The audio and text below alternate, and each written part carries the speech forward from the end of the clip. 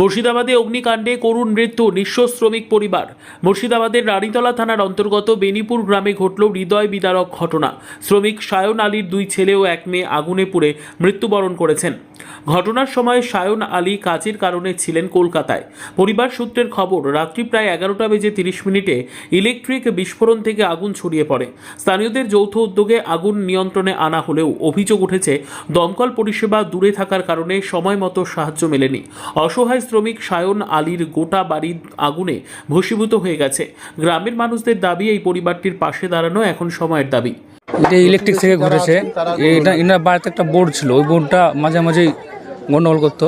ওই বোর্ডটা থেকে রাত্রে আগুন ধরে এবং ওরা রাত 11:30টার দিকে ঘটনাটা ঘটে, কিন্তু সবাই ঘুমিয়ে গেছিলো পাড়া প্রতিবেশী।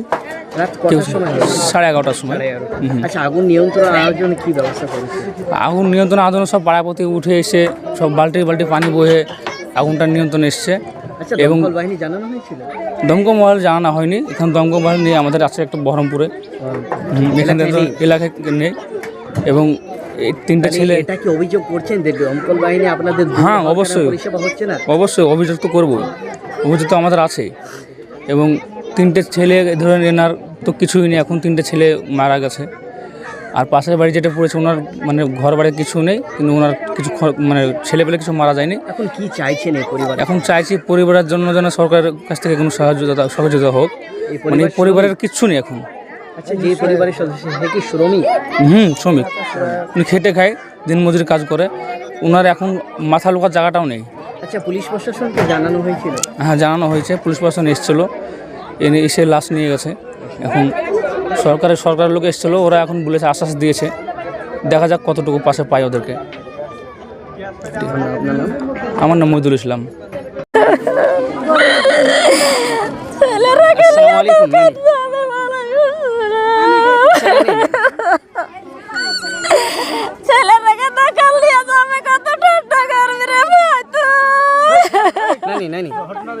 নানি কথাটা বলি, বিষয়টা হচ্ছে আজকে এই যে দুর্ঘটনার কবলে পড়লো, কখন হয়েছে ঘটনা? আচ্ছা, আজকের এই যে কে হচ্ছে আপনার?